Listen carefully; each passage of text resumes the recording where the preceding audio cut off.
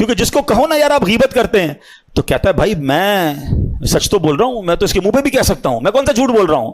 تو پہلے آج یہ سمجھ لیں کہ غیبت ہوتی ہی سچ ہے, جھوٹ نہیں ہوتی ہے. ہاں یہ وہ سچ ہے جو حرام ہے, یہ بھی سمجھ لیں آپ. ہر سچ بولنے والا نہیں ہوتا ہے. اب آپ کہیں گے ابھی تھوڑی دیر پہلے مولانا صاحب کہہ رہے تھے سچ بولنا اور یہ سچ حرام ہے. ہاں تو یہ تو بات ہے, علم دین سے دوری اتنی ہے کہ پتہ ہی کچھ نہیں ہے. اب سنیے, نبی پاک علیہ الصلوۃ والسلام نے خود بتایا, تمہیں معلوم ہے غیبت کیا چیز ہے؟ آقا علیہ الصلوۃ والسلام خود سوال کر رہے ہیں.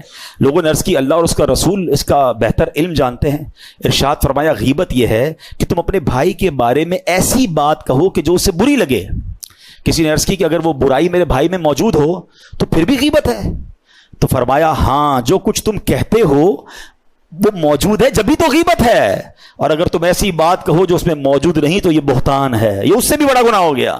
مثال کے طور پہ کوئی شخص بیچارے کا رنگ سیاہ ہے, کالا ہے, یار قد چھوٹا ہے, بعض اوقات ہیلدی ہوتے ہیں, کہ یار یہ اس کے پیچھے کہہ رہے ہیں, پیٹھ پیچھے کہتے ہیں کہ یار وہ لمبو نہیں ہے, وہ چھوٹے قد والا نہیں ہے, وہ جو کالا ہے وہ نہیں ہے, کانا جو نہیں ہے, اس کی گاڑی بڑی خراب ہے. یعنی کوئی بھی ایسی بات آپ کریں جو اس کے سامنے کہیں تو اسے بری لگے, اس کی برائی بیان کرنے کے لیے کوئی بھی بات کریں, یہ غیبت ہے. تو بندہ کہے آپ کیوں کہہ رہے بھائی, وہ سچ تو کہہ رہا ہوں. یہ سچ کہنے کی آپ کو اجازت نہیں ہے جو اس کو بری لگے. اچھا لوگ کہتے ہیں کہ وہ اس میں ہے, ارے بھائی اس میں ہے جبھی غیبت ہے, اگر نہیں تو پھر تو بہتان ہے, وہ اس سے بھی بڑا گناہ ہے.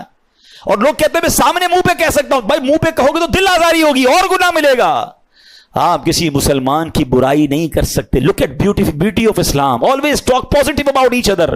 اسلام کتنا پیارا مذہب ہے, کہتا ہے اگر بندہ بھائی سامنے ہے تب بھی برائی بیان نہ کرو, نہیں ہے تب بھی برائی بیان نہ کرو. بڑی پیاری بات علماء کہتے ہیں غیبت سے بچنے کا جو فارمولا ہے نا, یہ فارمولا سمجھیے گا.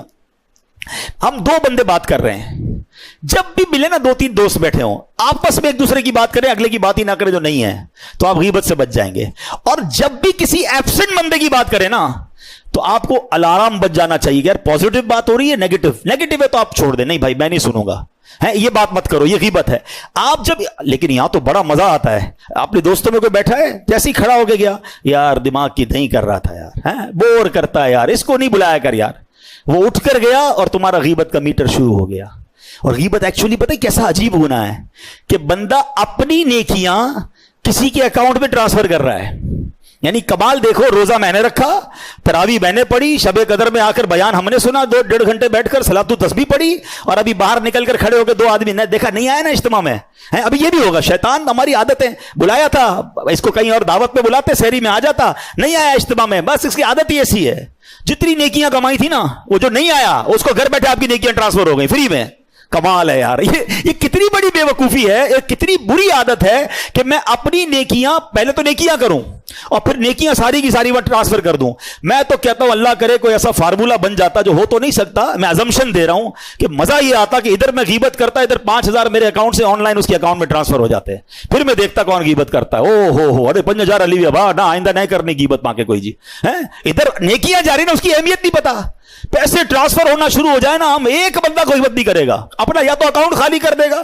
اچھا میں ایک اور عجیب بات بتاؤں, غیبت ہمیشہ بندہ اس کی کرتا ہے جو اچھا نہیں لگ رہا. ایسا ہی ہے نا, پسند نہیں ہے تبھی تو غیبت کر رہے ہو آپ اس کی, پسند بھی نہیں ہے اور نیکیاں بھی بھیج رہا ہوں. کتنی عجیب بات ہے کہ آپ کو وہ اچھا بھی نہیں لگ رہا اور آپ اس کو روز نیکیاں ٹرانسفر کر رہے ہو. امام اعظم ابو حنیفہ کمال کی شخصیت ہیں, اتنے عقل مند تھے, کہتے میں نے کبھی زندگی میں کسی کی غیبت کی نہیں ہے, لیکن اگر کرتا نا تو اپنی ماں کی غیبت کرتا.